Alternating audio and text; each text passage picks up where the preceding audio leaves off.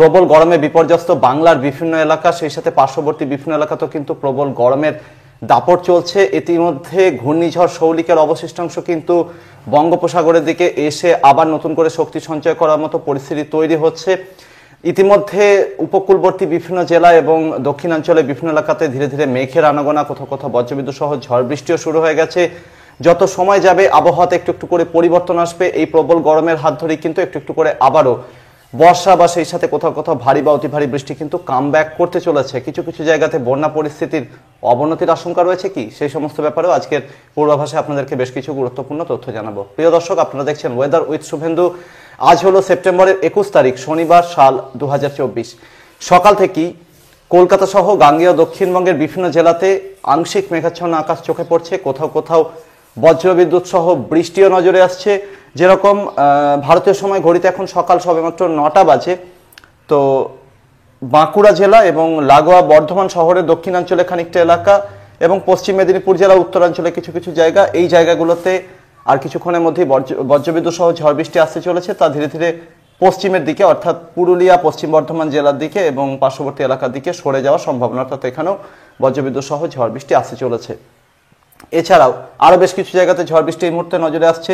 ত্রিপুরার বিভিন্ন জায়গাতে এই মুহূর্তে বিক্ষিপ্ত ঝড় বৃষ্টি হচ্ছে। এছাড়াও মণিপুর, নাগাল্যান্ড, মিজোরাম এই সমস্ত রাজ্যের খানিকটা পূর্বাঞ্চলে অর্থাৎ মায়ানমারের উত্তরাঞ্চল এবং লাগোয়া এলাকাতে এই মুহূর্তে বড় বড় বজ্রগর্ভ মেঘ, সেটা ধীরে ধীরে এই সমস্ত রাজ্যগুলোর দিকে এগোচ্ছে। ফলে এই রাজ্যগুলোর সাথে সাথে পরবর্তী সময় ত্রিপুরা, চট্টগ্রাম ডিভিশন, বাংলাদেশের সিলেট, আসামের শিলচর এবং পার্শ্ববর্তী কিছু জায়গা, এখানেও বজ্রবিদ্যুৎ সহ ঝড় বৃষ্টির সম্ভাবনা থাকছে। সেই সাথে বাংলাদেশের দক্ষিণাঞ্চলে একটা বড় এলাকা, মূলত খুলনা, বরিশাল, চট্টগ্রাম ডিভিশনের উপকূলবর্তী জায়গাগুলোতেও বজ্রবিদ্যুৎ সহ ঝড় বৃষ্টি এই মুহূর্তে কোথাও কোথাও চলছে। তারই সাথে পদ্মা নদীর মোহনা সংলগ্ন বিভিন্ন এলাকা, যেরকম কুমিল্লা, সেই সাথে সেনবাগ, চাঁদপুর, লক্ষ্মীপুর এই সমস্ত জায়গা, দক্ষিণ ত্রিপুরার কিছু কিছু জায়গা, এখানেও কিন্তু বড় আকারে বজ্রগর্ভ মেঘপুঞ্জ অবস্থান করছে, যা কিনা ধীরে ধীরে বাংলাদেশের রাজধানী ঢাকা, মুন্সিগঞ্জ, নারায়ণগঞ্জ এই সমস্ত এলাকার দিকে এগোচ্ছে। ফলে রাজধানী ঢাকা সহ মুন্সিগঞ্জ, নারায়ণগঞ্জ এবং পার্শ্ববর্তী আরও বেশ কিছু জায়গাতে আজ দুপুরের মধ্যেই কিন্তু প্রবল বজ্রবিদ্যুৎ সহ ঝড় বৃষ্টির সম্ভাবনা রয়েছে। অর্থাৎ দক্ষিণাঞ্চলের একটা বড় এলাকাতে কিন্তু এই মুহূর্তে বজ্রবিদ্যুৎ সহ ঝড় বৃষ্টির পরিস্থিতি অনুকূল হয়েছে। কিভাবে আবহাওয়াতে এই পরিবর্তন এলো সেটা জানাবো, আগামী 48 ঘন্টায় কোথায় কেমন অ্যাক্টিভিটি হবে জানাবো, তার পরবর্তীতে শৌলিক কিভাবে এগিয়ে আসবে সেটা সম্ভাবনার ব্যাপারেও জানাবো। প্রিয় দর্শক, এই মুহূর্তে উত্তর পাকিস্তান এবং সংলগ্ন পাঞ্জাবের দিক থেকে খানিকটা শুকনো হাওয়ার প্রভাব শুরু হয়েছে। এই মুহূর্তে আরব সাগরের উপরে অ্যান্টিসাইক্লোনটি অবস্থান করছে, যেটি আগামী কয়েকটা দিনে ধীরে ধীরে রাজস্থান এবং সংলগ্ন এলাকার দিকে সরে যাওয়ার সম্ভাবনা, এবং যখন অ্যান্টিসাইক্লোন এইভাবে রোটেট করতে থাকবে তখন এদিক থেকে কিন্তু শুকনো হাওয়া লাগাতার তার প্রবাহ বাড়াতে থাকবে। তো এই দিক থেকে শুকনো যে হাওয়া ঢুকছে সেটা কিন্তু বিহার, ঝাড়খণ্ডের উত্তরাঞ্চল এবং উত্তরবঙ্গ সন্নিহিত এলাকা, অন্যদিকে আসাম এবং পার্শ্ববর্তী এলাকার দিক থেকেও শুকনো হাওয়া নামছে।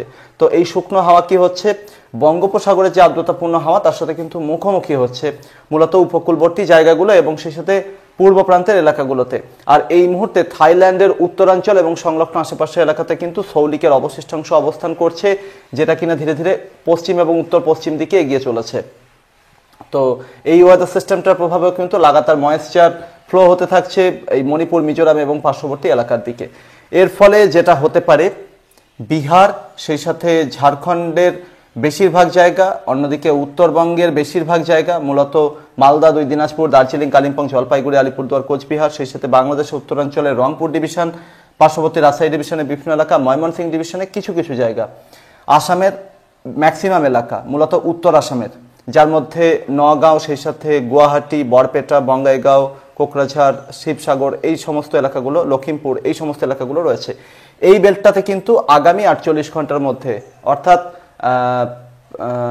মোটামুটি আজ সারাটা দিন এবং আগামীকাল সারাটা দিনের বেশিরভাগ সময় পর্যন্ত এই সময়টার মধ্যে বৃষ্টির কোনো রকম সম্ভাবনা প্রায় নেই বললেই চলে, এবং এখানে কিন্তু চরম রোদের তেজ থাকবে, তার সাথে প্রবল গরমের দাপট থাকবে। মোটামুটি 36 থেকে 39 ডিগ্রি সেলসিয়াসের মধ্যে তাপমাত্রা এই এলাকাগুলোতে ঘোরাফেরা করবে আগামী 48 ঘন্টায়, অর্থাৎ আজ এবং আগামীকাল।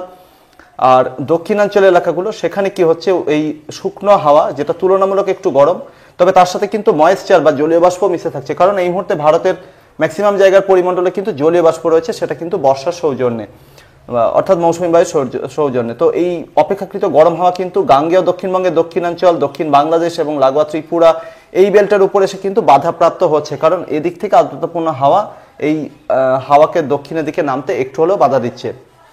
তো লাগাতার জলীয় বাষ্পের সাপোর্ট এই এলাকাগুলোতে বাড়তে থাকছে।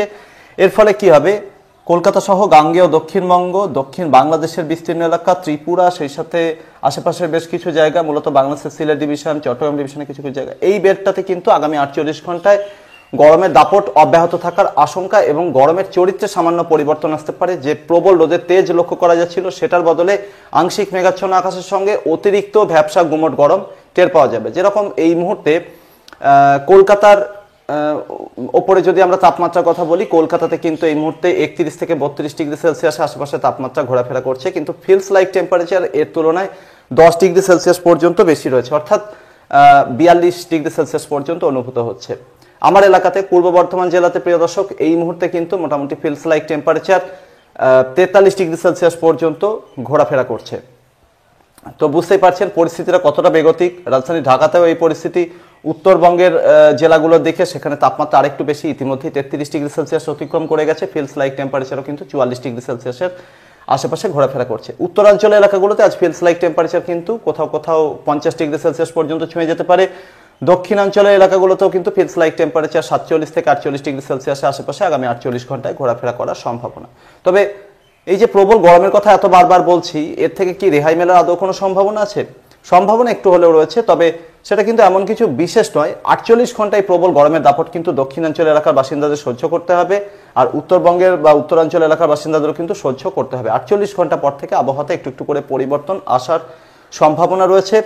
তো আজকে যেটা হতে পারে, আজ সেপ্টেম্বরের 21 তারিখ শনিবারে কলকাতা সহ গাঙ্গেয় দক্ষিণবঙ্গে দক্ষিণাঞ্চলের জেলাগুলো, যেরকম কলকাতা, হাওড়া, হুগলি, 2 চব্বিশ পরগনা, পূর্ব মেদিনীপুর, সেই সাথে উত্তর নদিয়া, অন্যদিকে পূর্ব বর্ধমান, সেই সাথে ঝাড়গ্রাম, পূর্ব মেদিনীপুর, পশ্চিম মেদিনীপুর, এই জেলাগুলো এবং পার্শ্ববর্তী পুরুলিয়া, পশ্চিম বর্ধমান, এখানে কোথাও কোথাও বজ্রবিদ্যুৎ সহ ঝড় বৃষ্টির সম্ভাবনা পরবর্তী 48 ঘন্টা রয়েছে। মুর্শিদাবাদ, বীরভূমেও পরবর্তী 48 ঘন্টার মধ্যে খানিকটা বজ্রবিদ্যুৎ সহ ঝড় বৃষ্টির সম্ভাবনা। তবে দক্ষিণাঞ্চল এলাকাগুলোতেই একটু সম্ভাবনা বেশি বলে মনে হচ্ছে। রাজধানী ঢাকা সহ ঢাকা ডিভিশনের বিভিন্ন জায়গা, সেই সাথে খুলনা, বরিশাল, চট্টগ্রাম ডিভিশনের বিভিন্ন জায়গা, ভারতের ত্রিপুরা, আসামের শিলচর সহ পার্শ্ববর্তী আরো বেশ কিছু এলাকা, সিলেট ডিভিশন, ময়মনসিংহ ডিভিশনের কিছু কিছু জায়গা, এই বেল্টেও কিন্তু পরবর্তী 48 ঘন্টায় বজ্রবিদ্যুৎ সহ ঝড় বৃষ্টির যথেষ্ট সম্ভাবনা রয়েছে। দক্ষিণবঙ্গের দক্ষিণাঞ্চল এবং সেই সাথে বাংলাদেশের এবং ত্রিপুরা, আসামের এই যে জায়গাগুলোর কথা বললাম, এখানে কিন্তু পরবর্তী 48 ঘন্টায় প্রধানত হালকা থেকে মাঝারি ধরনের বৃষ্টির সম্ভাবনা রয়েছে। যারই মধ্যে আবার ত্রিপুরা এবং সন্নিহিত বাংলাদেশের পদ্মা নদীর মোহনা সংলগ্ন আশেপাশে কিছু এলাকা, এই বেল্টের কোথাও কোথাও কিন্তু, বা চট্টগ্রাম ডিভিশনের কিছু কিছু জায়গায়, এখানে কিন্তু পরবর্তী 48 ঘন্টার মধ্যে খানিকটা ভারী বৃষ্টি হয়ে যাওয়ার মতো পরিস্থিতি থাকবে বলেই মনে হচ্ছে। 48 ঘন্টা পর থেকে সৌলিকের প্রভাব একটু একটু করে টের পাওয়া যাবে, কারণ যেটা হতে পারে আগামীকাল অর্থাৎ 22 সেপ্টেম্বর রবিবার সকালের দিকে পূর্বাভাস মতোই মায়ানমারের সিটওয়ে বন্দরে দক্ষিণাঞ্চলের সিস্টেমটা এসে হাজির হতে পারে। তো এই ওয়েদার সিস্টেমটা কিন্তু যত পশ্চিম এবং উত্তর পশ্চিমে আগামীকাল সারাটা দিনভর এগোতে থাকবে, ততই কিন্তু উপকূলবর্তী এলাকাগুলোতে হাওয়ার প্রভাব একটু একটু করে বাড়তে থাকবে। তবে ওয়েদার সিস্টেমটা যেহেতু খুব দ্রুত এগোবে, তাই বর্তমান প্রেক্ষাপটে মনে হচ্ছে যে এই ওয়েদার সিস্টেমটা কিন্তু খুব বেশি শক্তি বৃদ্ধি করতে পারবে না। তবে এটা শক্তি বৃদ্ধি না করতে পারার নেপথ্যে আরেকটা কারণ, বঙ্গোপসাগরের দক্ষিণাঞ্চলে আর্দ্রতার একটা বড় অংশ কিন্তু চলে যাচ্ছে এই মুহূর্তে। আরও একটা ওয়েদার সিস্টেম রয়েছে যেটা কিনা ফিলিপিন্সের খানিকটা উত্তরাঞ্চল অর্থাৎ তাইওয়ানের আশেপাশে রয়েছে, যেটা একটা ডিপ্রেশন অর্থাৎ যার নাম হচ্ছে 17, এবং আরও একটা ওয়েদার সিস্টেম রয়েছে যেটা কিনা পুলসান অর্থাৎ ঘূর্ণিঝড়, যেটা চীনের সাংহাইতে হিট করার পর এই মুহূর্তে দক্ষিণ কোরিয়া এবং চীনের মাঝামাঝি জায়গায় অবস্থান করছে। তো দুটো ওয়েদার সিস্টেম কিন্তু লাগাতার আর্দ্রতাকে টানতে থাকছে। তবে তার সত্ত্বেও এই ওয়েদার সিস্টেমটা ধীরে ধীরে উত্তর পশ্চিমে এগোনোর সাথে সাথে আগামীকাল মোটামুটি সন্ধ্যা বা রাতের দিক থেকে দক্ষিণাঞ্চল এলাকাগুলোতে দুর্যোগপূর্ণ আবহাওয়া শুরু হবে। প্রবল বজ্রপাতের সঙ্গে বজ্রবিদ্যুতের সঙ্গে ঝোড়ো হাওয়া এবং মাঝারি বৃষ্টি শুরু হয়ে যাওয়ার সম্ভাবনা। কোথাও কোথাও খানিকটা ভারী বৃষ্টিও নজরে আসবে। যত সময় যাবে এই মেঘ ধীরে ধীরে দক্ষিণ থেকে উত্তরের দিকে উঠতে থাকবে। ফলে আগামীকাল কিন্তু শুধুমাত্র দক্ষিণাঞ্চল এলাকাগুলোই নয়, উত্তরাঞ্চলের বিভিন্ন এলাকাতেও একটু একটু করে বৃষ্টি শুরু হবে, যার মধ্যে উত্তরবঙ্গ, আসামের বেশ কিছু জায়গা রয়েছে, উত্তর বাংলাদেশের বিভিন্ন এলাকা রয়েছে, বিহারে, ঝাড়খণ্ডে কিছু কিছু জায়গাও কিন্তু রয়েছে। অর্থাৎ আগামীকাল রাতের দিক থেকে কিন্তু বৃষ্টি বেশিরভাগ জায়গাতে শুরু হওয়ার সম্ভাবনা। দক্ষিণাঞ্চল এলাকাগুলোতে আগে, উত্তরাঞ্চল এলাকাগুলোতে পরে হওয়ার সম্ভাবনা থাকছে। তো বৃষ্টির পরিমাণের কথাও বললাম। এর পরের দিন যেটা হতে পারে 23 সেপ্টেম্বর, এই ওয়েদার সিস্টেমটা ধীরে ধীরে উত্তর ওড়িশা এবং সংলগ্ন এলাকার দিকে এগোতে পারে। তবে এটা কিন্তু ডিপ্রেশন অর্থাৎ গভীর নিম্নচাপের হিসেবেই এগোনোর সম্ভাবনা থাকছে। আবার এটা হতে পারে যে আরো শক্তি কম নিয়েও কিন্তু আসতে পারে। সেক্ষেত্রে এটা কিন্তু মোটামুটি একটা ওয়েলমার্ক লো প্রেশার এরিয়া বা একটা নর্মাল লো প্রেশার হিসেবে ওড়িশার উপর দিয়ে যেতে পারে। তবে এই ওয়েদার সিস্টেমটার প্রভাবে লাগাতার আর্দ্রতাপূর্ণ হাওয়া কিন্তু এইভাবে কার্ভ করতে থাকবে, সেটা ধীরে ধীরে উত্তরাঞ্চলের দিকে ওঠার সম্ভাবনা থাকছে 24 বা 25 সেপ্টেম্বর নাগাদ।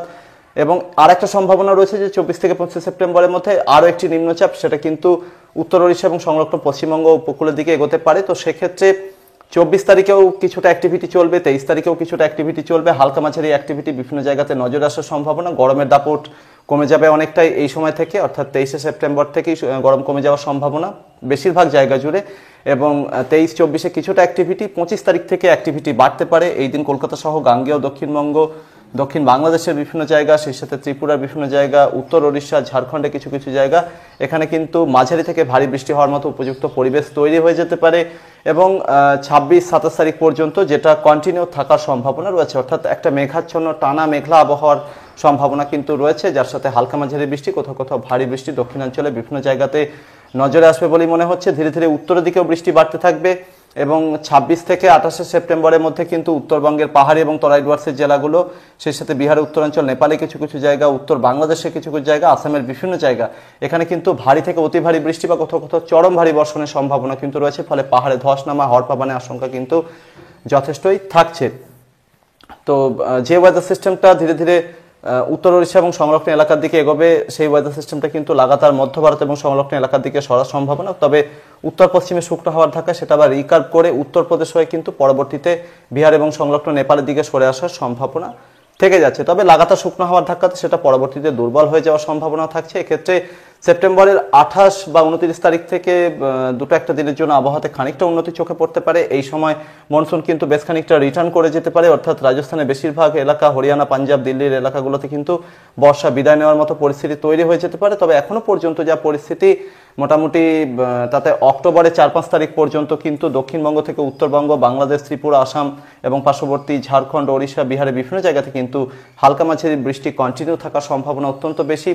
তবে এখনো পর্যন্ত যেটা আসার খবর, তাতে দুর্গাপুজোর উদ্যোক্তাদের জন্য বা সাধারণ মানুষের জন্য, তাতে কিন্তু দেখা যাচ্ছে যে সেপ্টেম্বরের 4-5 তারিখ পর্যন্ত কিন্তু বঙ্গোপসাগরে নতুন করে কোনো ওয়েদার সিস্টেম তৈরি হওয়ার সম্ভাবনা কম। যেটুকু অ্যাক্টিভিটি তা কিন্তু অ্যাক্টিভ মনসুন এবং তার সাথে মৌসুমী অক্ষরেখার অবস্থানের জন্যই কিন্তু এই এলাকাগুলোতে হওয়ার সম্ভাবনা কিন্তু থেকে যাচ্ছে।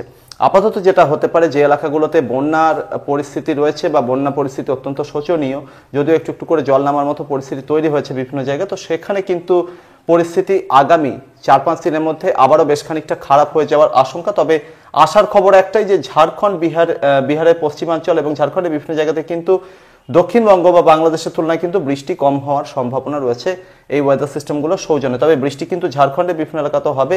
ফলে নদী বাঁধগুলোতে যেখানে এই মুহূর্তে কানায় কানায় জল রয়েছে, সেখান থেকে আবারও যে জল ছাড়া হবে না, বা দক্ষিণবঙ্গে যে স্থানীয়ভাবে বৃষ্টির সম্ভাবনা, তাতে যে নদীগুলো জলস্তর আবারও বাড়বে না বা বন্যার জলস্তর আবারও বাড়বে না, সে বিষয়ে কিন্তু আপনাদেরকে নিশ্চিত বা আশ্বস্ত করতে পারছি না। অর্থাৎ আশঙ্কা কিন্তু একটা রয়েছে। আপাতত আগামী 48 ঘন্টা প্রবল গরম, তারপর একটু একটু করে বজ্রবিদ্যুৎ সহ ঝড় বৃষ্টি। তবে তারই মধ্যে বিভিন্ন জায়গাতে বিক্ষিপ্ত ঝড় বৃষ্টি বা কোথাও কোথাও বেশ ভালো মতো ঝড় বৃষ্টি নজরে আসবে। কোথাও কোথাও ঝোড়ো হাওয়ার গতিবেগ কিন্তু বেশ খানিকটা ক্ষয়ক্ষতি সাধন করার মতো কিন্তু হতে পারে আগামী 48 ঘন্টার মধ্যে যে অ্যাক্টিভিটি নজরে আসবে বা 72 ঘন্টার মধ্যে। তাই সতর্কতা নেওয়ার প্রয়োজন। প্রবল বজ্রপাতের আশঙ্কাও কিন্তু বিভিন্ন এলাকায় রয়েছে। পরিস্থিতির দিকে আমি কড়া নজর রাখছি, আপনাদেরকে নিয়মিত এই বিষয়ে সঠিক আপডেট দিতে থাকবো। এই আপডেটগুলি সবার আগে পাওয়ার জন্য চ্যানেলটিকে এখনই সাবস্ক্রাইব আর ফলো করে রাখুন। ভিডিওটিকে যতটা সম্ভব লাইক এবং শেয়ার করে দিন। তার সাথে আপনার গুরুত্বপূর্ণ প্রশ্ন, মূল্যবান মতামত, সেই সাথে আপনার এলাকাতে আবহাওয়া কেমন থাকতে চলেছে এটার বিষয়ে আরও ক্লিয়ারলি জানতে গেলে কিন্তু চ্যানেলে কমেন্ট বক্সে আপনার প্রশ্ন রাখতে পারেন। পরবর্তী আপডেট এবং লাইভে আবারও দেখা হচ্ছে। ধন্যবাদ।